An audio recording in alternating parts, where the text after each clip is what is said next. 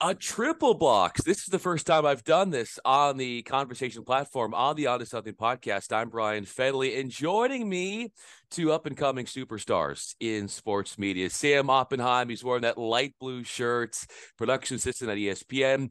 Peyton Smith as well, wearing the button-down shirt, and transmission specialist, one at Disney Media Engineering Distribution. Both went to Syracuse. Two of the three in this conversation went to Syracuse.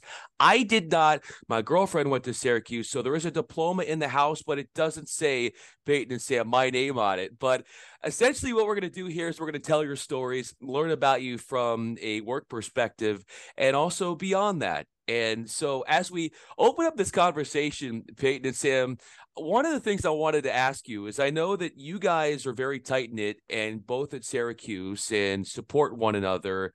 When you guys are just chatting, and Peyton, I'll start with you, how often, what percentage of the time when you two are talking, is it about work? I'd say some of the time, but honestly, I'd like to. I think Sam probably tells the story a little better, but we actually initially became friends, not really work related, but because of our love for Big Ten football. Sam's a big Michigan fan. I'm a big Ohio State fan based on our parents' alma maters. So that was actually our first real bonding experience there. And, we bond over everything from work to golfing outside of work and just being friends in general. I would absolutely agree, but I would say the first time I met him, I was wearing something Michigan's sweatshirt, and he was like, "Oh, that's gross." I'm like, "Who is this guy?" Like I hadn't met him before, but that's truly who he is, though. So I mean, I got a sense of right off the bat, he's a smart aleck like me, and yeah, I absolutely echo everything. He's just a great person to talk to and to spend time with. How do you guys encourage one another, lift each other up when it comes to business related matters? You guys coming off of your time at Syracuse and the way in which you're able to support each other, whether that's advice, whether that's just a stern talking to, a pep talk. How have you sort of raised one another up? And Sam, I'll start with you as far as both of your journeys and helping each other out. It's a big part of it, I think, for sure. Right now we're on different paths, but that may change and we're looking for certain things. And it's all about, wanting the best for one another. And Peyton's really great because, he knows kind of what I want to do. And he wishes the best for me to get there. And I echo that, probably not as much as I should to him, but he's done that for me. And I mean, he's a great soundboard. And he has a lot of great opinions that I don't think of sometimes, of ways to approach situations. Even when we were working together at Syracuse, there would just be certain things where I would say like, "Oh, this should be this," and he'd be like, "Well, it should be this instead." And he was right. So I think it's that he's not afraid to check me. I'm not afraid to check him. Um, we keep each other in check. So I think it's just the openness of it. Like I can go to him with anything. He can go to me with anything. So it's always been like that. Well, and Peyton, that outside the box thinking, the deep thinker that you are and that Sam was talking about, how did you come to be that way? I'd like to think my dad probably mostly. I mean, but very genetic, I'd say. I mean, he's very analytical, very much a problem solver. So I think I definitely learned that through example from him just throughout my life. But it's just, I feel like I'm a very solutions oriented person and very, I'm very good at figuring. I'm not necessarily the most creative individual, and that's really where Sam shines in our relationship and why I think he was such a great person for me to work with at Syracuse and even to stay in touch with to this day. He has the most creative ideas you'll ever think of and the places his mind goes. And I feel like I'm usually like, and the reason we work so well together is because I feel like I complement his creativity and find a way to actually put pen to paper and get it done. And that's how and that's really how we work together. Peyton, I am now very intrigued into learning how Sam's mind works. Before we get to that, Yeah, Sam, you don't want to figure it out. Oh, yes, I do. It is a beautiful mind to take the movie, but no, from Peyton, what you have seen, what is one of the most creative things that Sam has done that wowed you in his thought processes and thinking? Honestly, it has to be his NIT video that he compiled, his John Boy style NIT documentary. It's almost an hour long, and watching that was one of the most entertaining things I've ever done. Like I go back and watch it every year before March Madness now. That's like one of my March Madness traditions. And I learned so much from that video, and that is like the hallmark example of who Sam is. But he does that same thought process, that same level of attention to detail and same level of passion. He brings that to everything he does within this industry, whether it's just, prepping graphics for one of our digital shows on ESPN3 or ESPN Plus at Syracuse. He brought that same mindset to everything. And that's just like his hallmark example of that. Sam, how much do you agree with that? There's only one choice, and it's 100%. It's not multiple choice here to what Peyton just said as far as everything that you do. To hear him say all these things, not only tell us what it is about what he said that's correct, but also how good are you at taking compliments? I mean, you got to always be self-deprecating with it. I mean, who makes an hour-long NIT video? Me. So there's part of that. But I mean, I knew he was going to say that because that's kind of the way I think about things, and that's kind of the way I want to do things. You take a lot of influences from certain people, and you kind of try to blend them together in your own unique mix. Like Payne's kind of a sarcastic, dry humor person, and I like to do that sometimes as well if I can.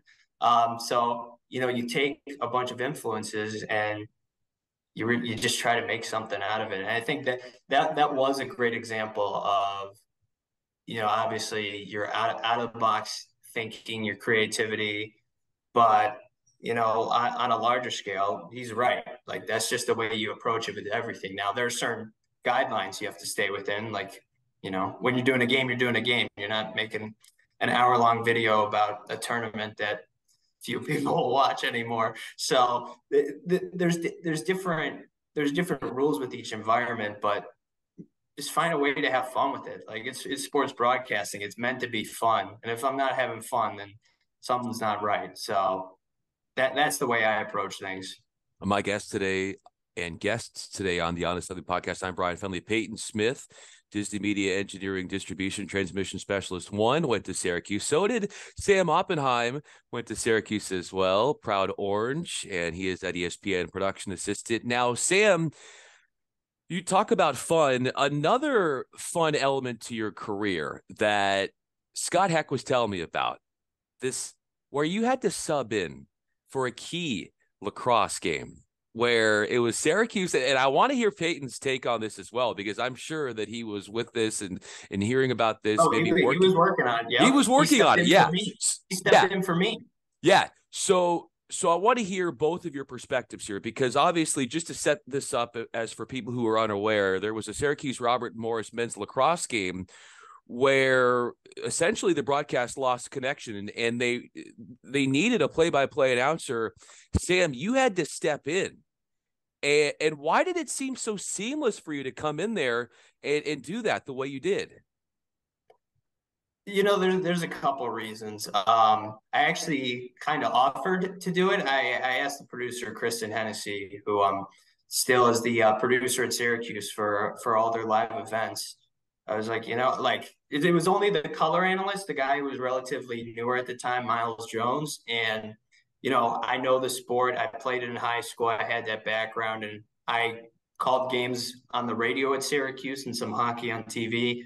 So I basically was like, I'll do it. And they got permission from ESPN. So I ran over from the graphics AP chair to the VO booth.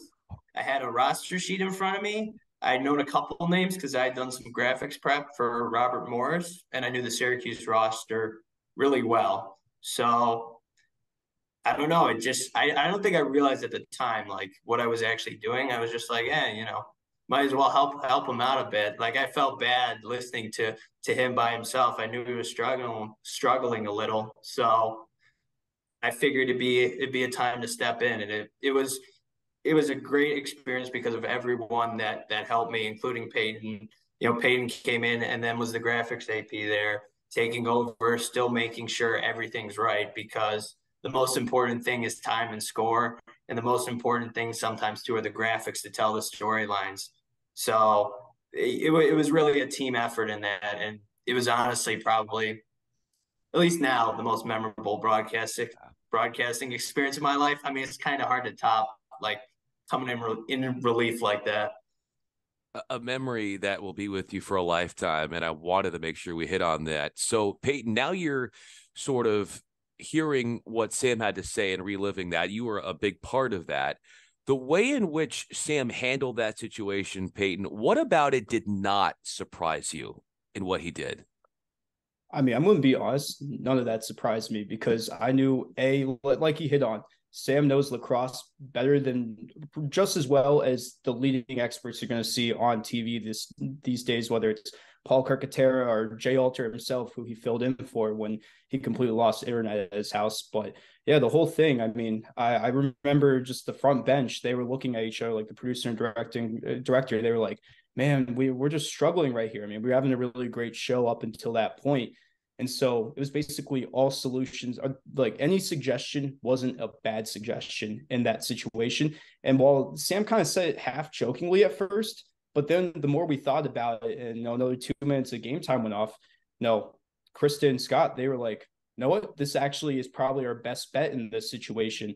So they contacted their coordinating producers and contacts at ESPN. It all came together. And of course, I've never seen Sam that excited, except for the time he got to make the Aflac trivia question when we did our first football game. That's the one exception to that. But Sam, he basically he sprinted around the corner down to one of the VO booths. The engineer fired it up, got it online, and the A1 threw it in the audio board. And then, next thing you know, he was on the air and he absolutely crushed it given the situation, right? I don't think anyone's ever really been thrust into that type of situation before. He absolutely knocked it out of the park.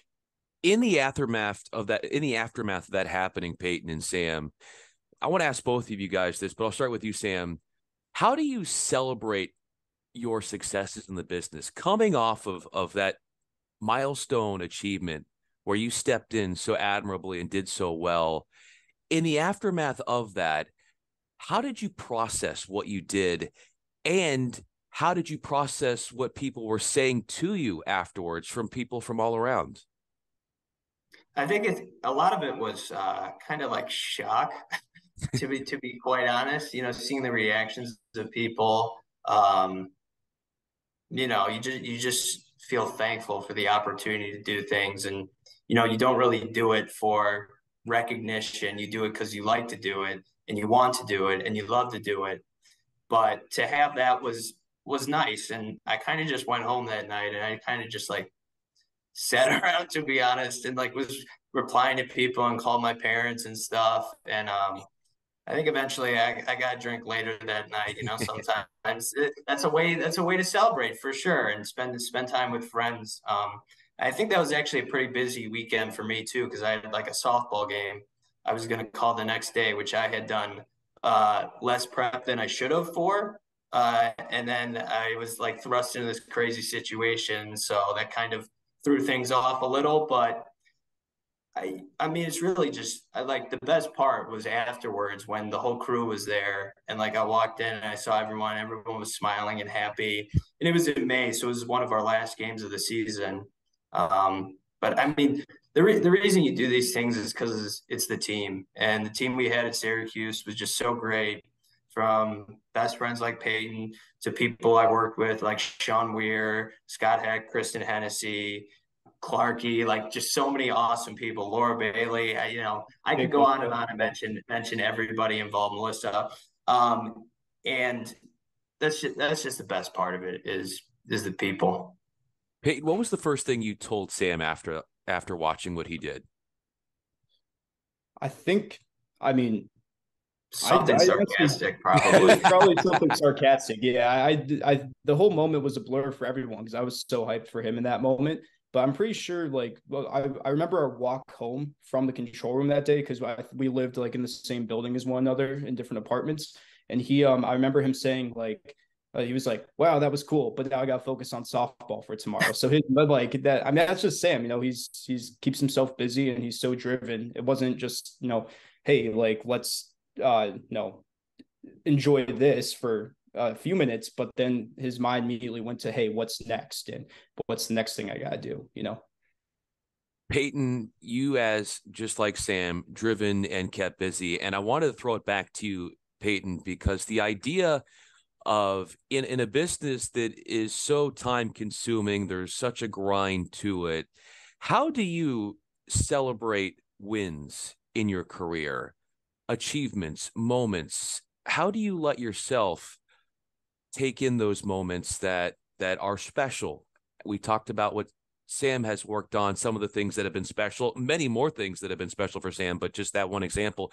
You, for Peyton, your way of which you're able to recognize on a deep level the things that you've done well.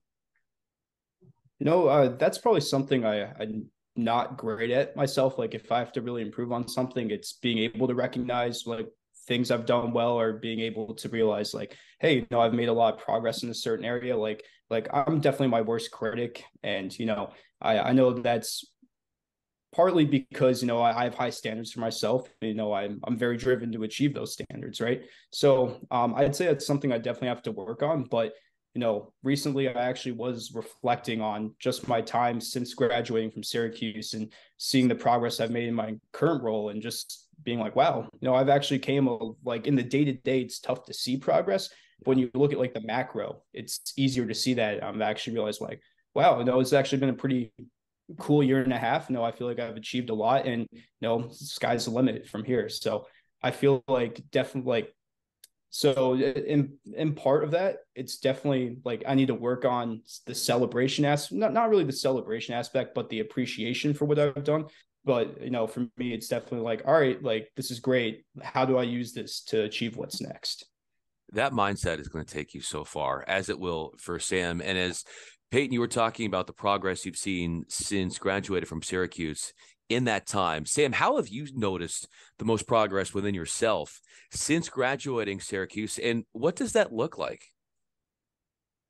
I think it's, more than anything, it's not the broadcast side of it. It's the maturity of becoming an adult, buying car insurance, getting health insurance, all these adult things. No, I mean, it's a joke, but it's also true. Like, it's part of growing up. Like, we got such great experience in Syracuse that I felt really prepared, wherever I was going to go, and that ended up being ESPN.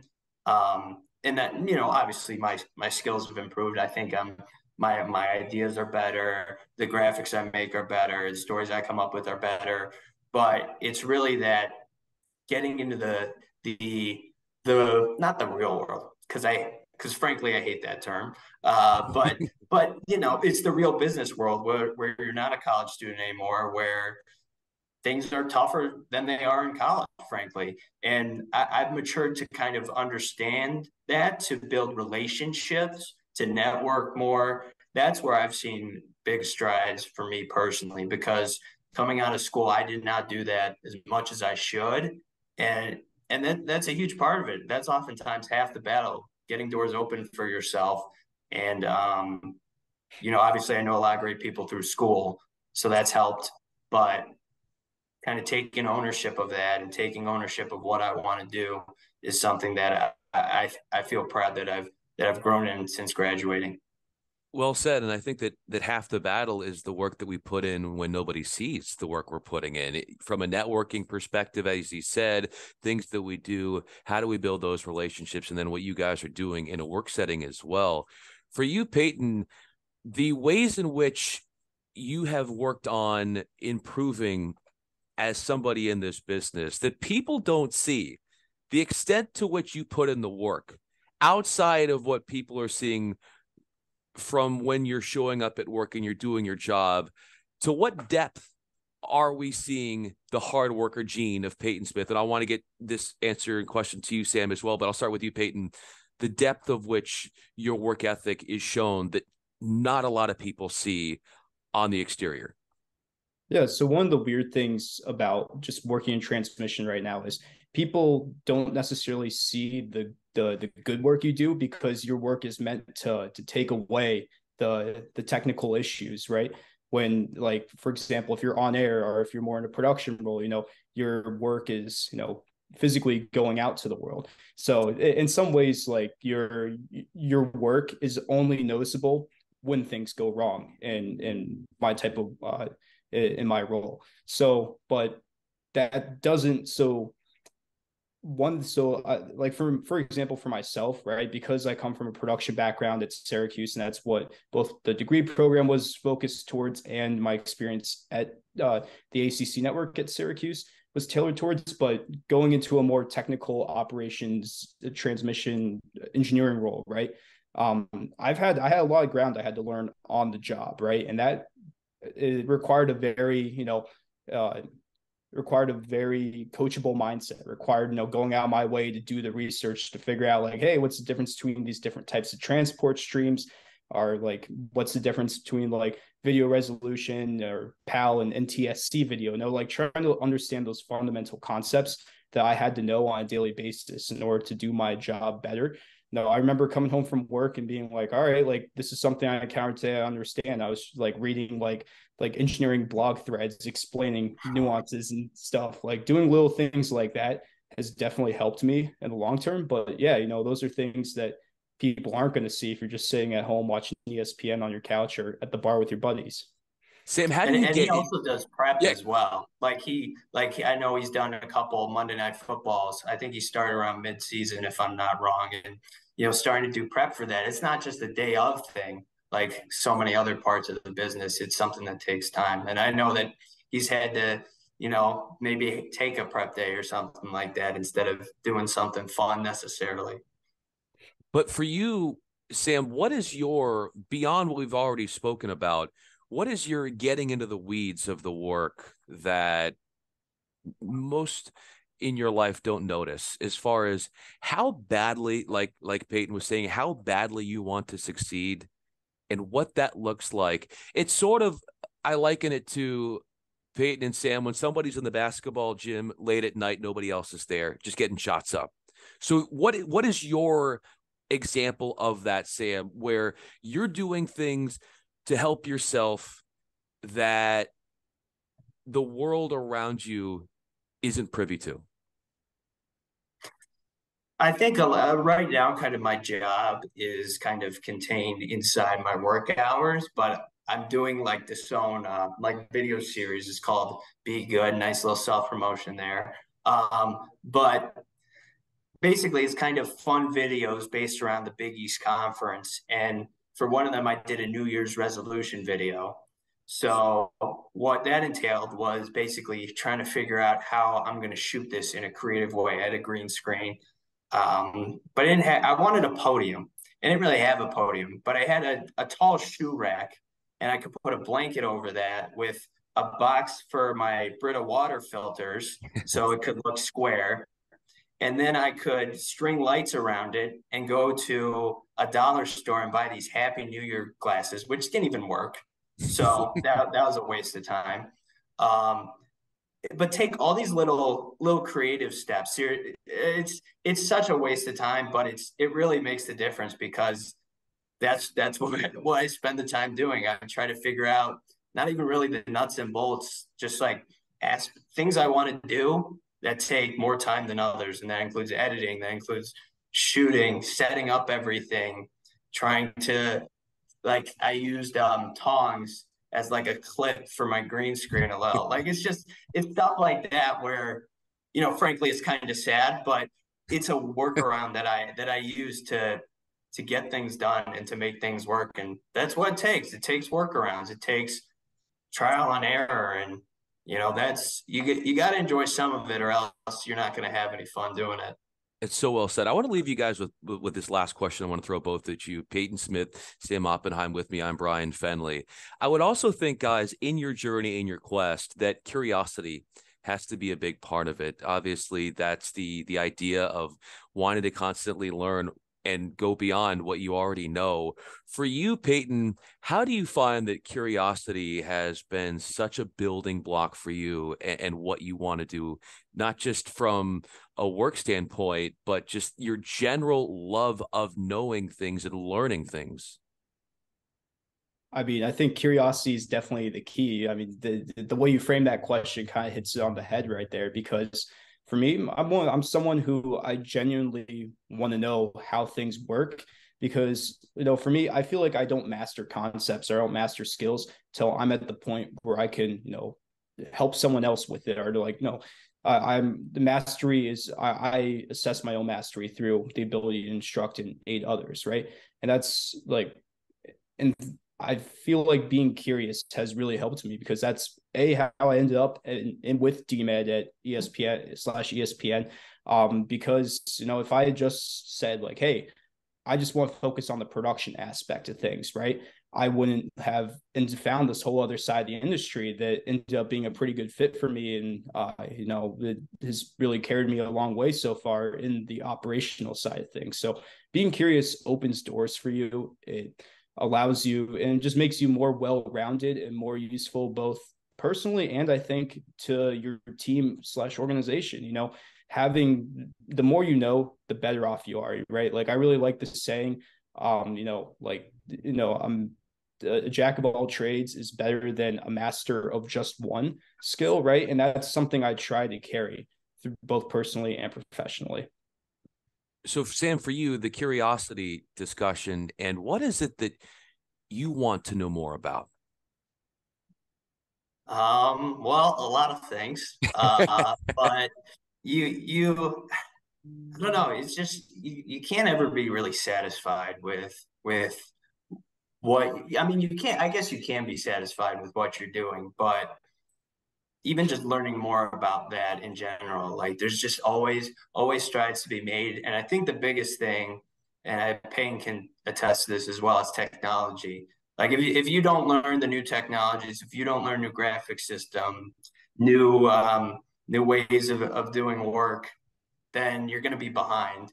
So basically having the curiosity to figure out how to do this, even if you don't know well, like sometimes you learn on the job with things like Payne did in transmission, you just, or, doing other, freelance stuff when I was in college, and I had never done that type of work before. And you kind of just figure it out as you go. I like being thrown in the fire. So, I don't mind trying to take the extra step, being curious myself to figure things out, and that's gonna keep driving me because I want to do more, whatever I can. And that's going to come for both of you with that drive and that idea of wanting to figure things out. And obviously the talent, the intelligence you have in the background in Syracuse, all of these things are going to turn into amazing things for you. And I hope that you remember me as you climb up the rankings, because when I had a chance to talk to Scott Hecht, he looked at both of you when he was discussing you both to me, and he said, these guys are going places. And so it's good to get you on now before it's going to be nearly impossible to get you on, given what you guys are going to be doing in your future. Peyton Smith, transmission specialist 1 at Disney Media Engineering Distribution, also with ESPN, and Sam Oppenheim, doing big things at ESPN, production assistant. Guys, I'm Bryan Fenley. Thanks so much for doing this and this little round table discussion into how you think, into the way in which you've navigated your careers, and really getting a look-see into both of your personalities. Well, thanks so much, Bryan. Appreciate your kind words and for having us on today. Thank you, Bryan. Appreciate it.